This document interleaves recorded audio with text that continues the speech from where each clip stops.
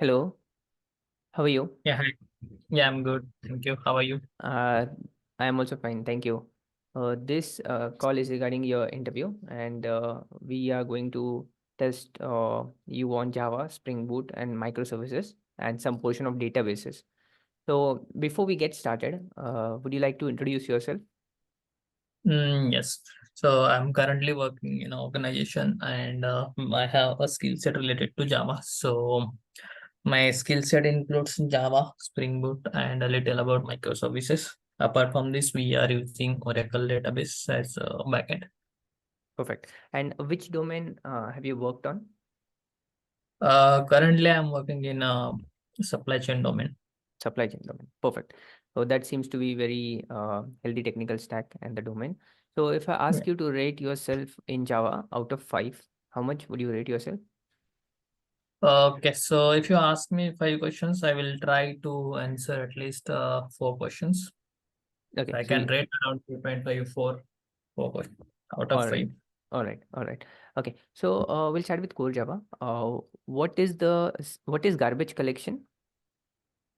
Okay, so garbage collection is basically used to remove the unused objects from the memory. So if you are using an object and if you are not using that object, then you can remove it from memory by using garbage collection.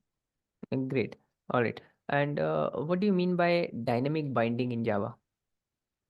So dynamic binding, you can call it as polymorphism, one of the feature of polymorphism. So let us consider you are using a class which is a parent class and there is a child class. And if you want to refer the object of parent class or a child class, and that needs to be decided at dynamically runtime. So in that case, you can call it as a dynamic binding. Okay, so we'll take a scenario. There is animal class and then there is a dog class. So dog extends my animal class. So animal is your Okay. parent class, dog is your subclass or child class. Okay. So Okay. I have method, for example, in animal, I have method bark, and the same method I have overridden in my dog class. Okay. Okay. Now I create reference of animal class, but I create object of dog class, and I Okay. call this bark method on that reference. So which classes method will be called? So you have created the object of dog class, right? So Right. definitely it will call the method which is there in dog class. Perfect. Seems good. All right. So, what are strings in Java? So strings are basically used to handle string data type of values. It is actually a final class, or you can call it as immutable class, because if you create a string, you won't be able to modify it later. Okay. But I see that we can modify the string and get the modified result. Then how does that happen? So if you are trying to modify a string, you won't be able to modify the string. The reason is it is immutable in nature, and if you are getting a result as a modified string, that means that is actually a new string. Okay, and that will be assigned to your reference. Let us consider you have a string str equal to abc, and now you are trying to modify that string. So what will happen, instead of that abc, if you make it xyz, okay, that means you are saying that it is modified. So it doesn't get modified. There will be a reference for your abc, and there will be a new reference for your xyz, which will be stored at a new place in your memory. Okay, so it will be a new string. Yeah. Okay. So consider this scenario. I have to do a lot of concatenation, and if I use string, then there will be performance overhead because that many objects will be created. So what is the substitute when I want to do concatenation several times? Okay, so in that case, you can go for string builder or you can use string buffer. Okay, okay. And do you know what is the difference between string builder and string buffer? Yeah, so string builder is actually a thread set. So multiple threads can not use the same object at the same time. Okay. So, and string buffer is, you can say it is a non-thread set. So if you try to modify a string, I mean, if multiple threads tries to access that same object, you may get a concurrent modification exception. Okay. Okay. All right. What are the different ways of creating a thread in Java? Okay, so you can create a thread by extending thread class as well as by implementing a runnable interface. So these are the two ways by which we can create thread in Java. Okay. And when we implement a runnable interface, is there any specific method that we need to override? I guess there is a method which we need to implement, and that method name is run method. Okay. All right. All right. By any chance, do you know what are the different thread states? Yeah. So there are around 4 to 5 thread states through which a thread can go. So let me tell you what are those states. The first thread state is a new. So when you create a thread, it is actually in a new state. Then when you start a thread by calling a start method, so it starts its execution. So before executing that thread, it goes into a runnable state. Okay, so that means that a thread is ready to run, and as soon as it starts the execution of run method, it goes into runnable state. Then if you want to pause a thread for some time, you can execute the methods like sleep method or wait method, so that the thread goes into a waiting state, or you can call it as a blocked state. And then again, if you want to resume or restart that thread, then you can call a notify method in case if you the thread is waiting for some event to be happen from outside or from other threads. And then finally you can call stop method to terminate that thread. So these are the 4 or 5 steps through which a thread can go. All right. All right. Perfect. Sounds good. So let's move to collection. So what are the collections you have worked on? So we have used array list, a linked list, and a hash map in our application. Array list, linked list, and hash map. So Hash we'll map. talk about hash map. So what is the significance of hash map? Why we use it? So hash map is basically used to store the data in a key value pair. So if there is a need to store the data, which will be a kind of key and a value pair. So in that case, we go for hash Okay. All right. All right. And do you know the concept of bucketing in a hash map? No, I'm not sure about it. It is actually a kind of internal representation of your data. So if you want to store key and value, in that case, you use bucketing to decide where that key value pair should be stored. All right. All right. But Perfect. not your. All right. Perfect. So there are normal collections and there are concurrent collections. So there is also something known as concurrent hash map. So when should I go for normal hash map and when should I go for concurrent hash map? Okay.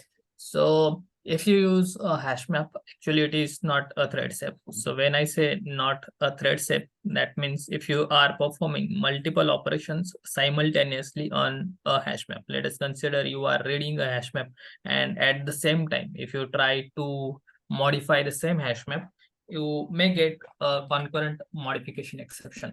Okay, but that is not the case when you use concurrent hash map. So what happens in concurrent hash map, if you try to perform a operation, like if you are trying to reading a hash map, and at the same time if you are trying to modify that hash map, it doesn't throw a concurrent hash map exception. The reason is it doesn't work on entire hash map. It works on a single bucket from that hash map. All right. All right. Got it. Got it. So that sounds good. Let's try to shift on Spring Boot. So how much do you rate yourself in Spring Boot? out of 5? Uh, yeah, again, if you ask me around 5 questions, I will try to answer at least 4 questions. So I can rate 4 out of 5. Okay, got it. So how do we connect to database from my Spring Boot application? What are the steps? Okay, so if you want to connect to a database, the very first thing is you need to mention the database related dependencies inside your form.xml file.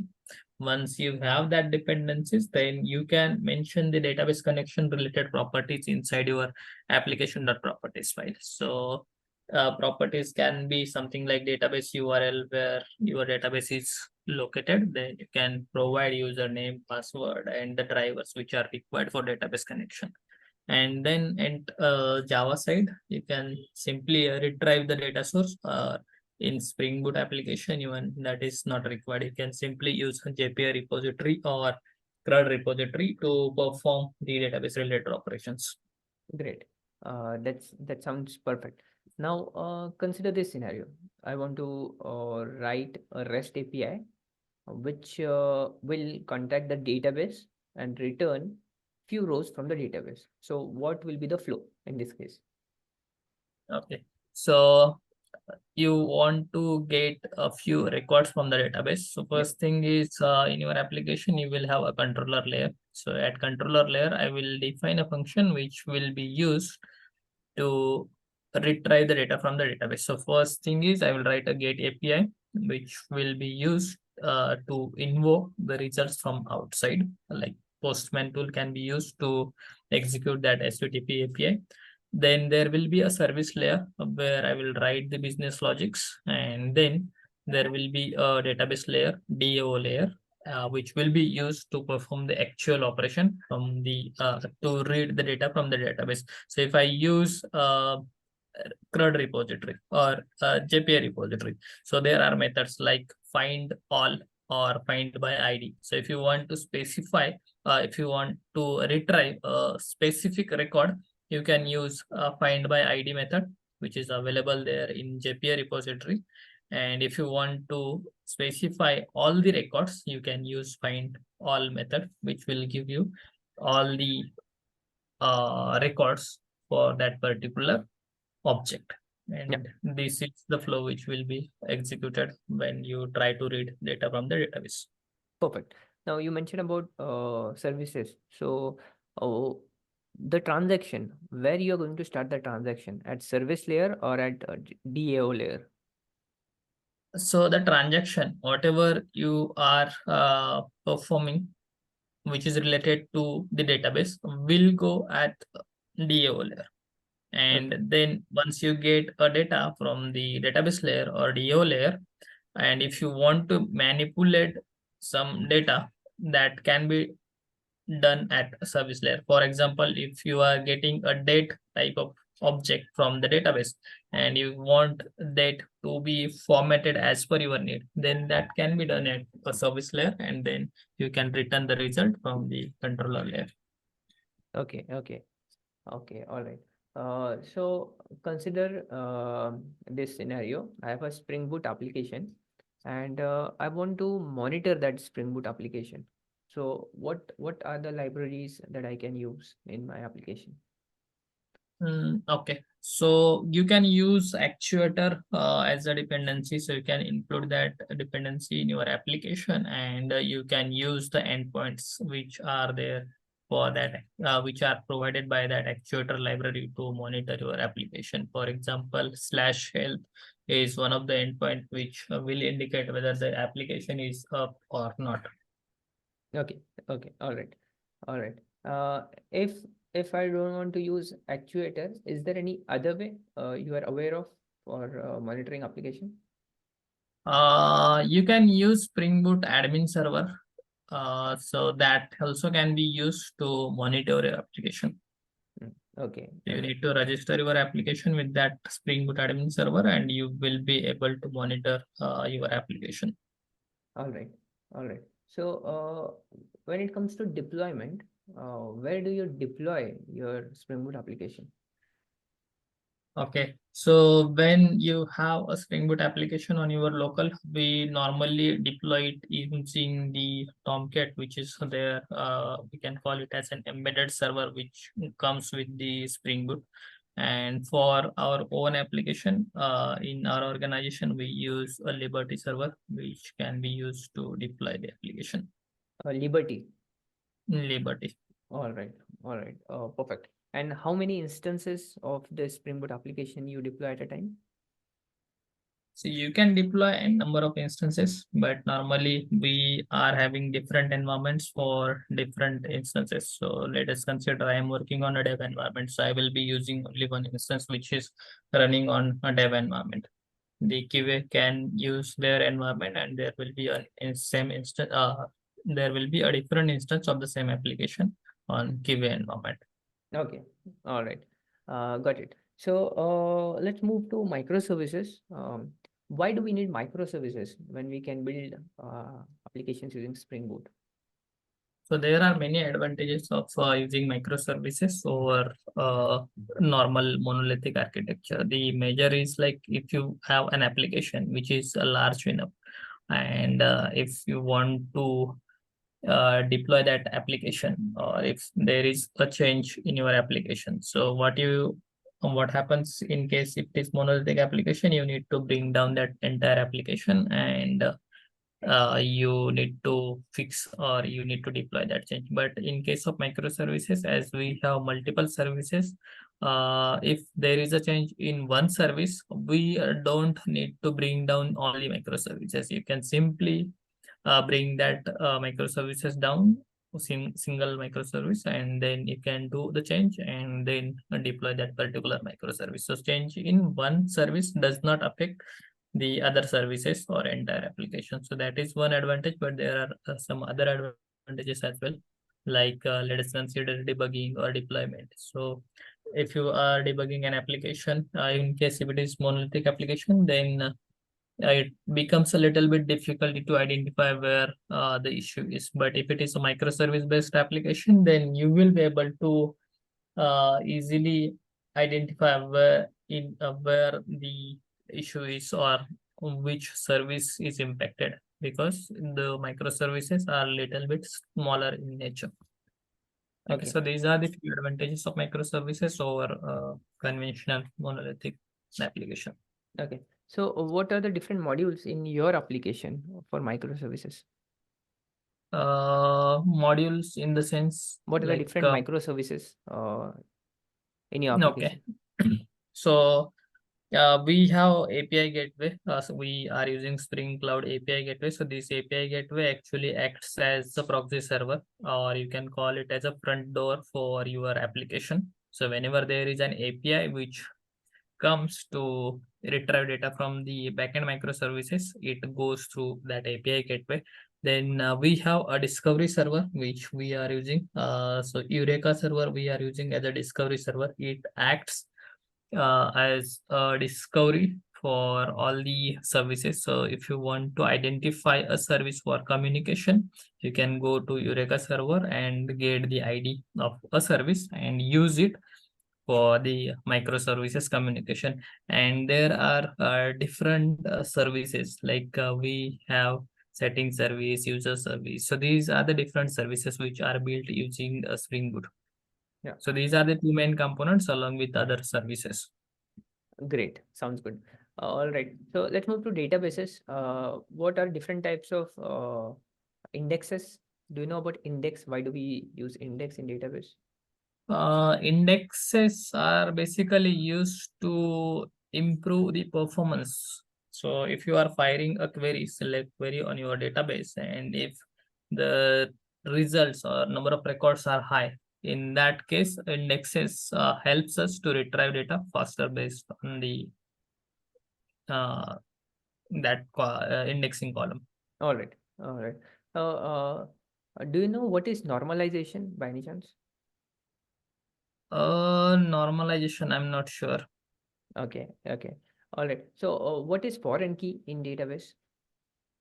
So let us consider there are two tables and you want these two tables to be linked with each other by some way. So in that case, you can use foreign key. So in one table, a column can act as a primary key, or any other column can act as a foreign key in a different table.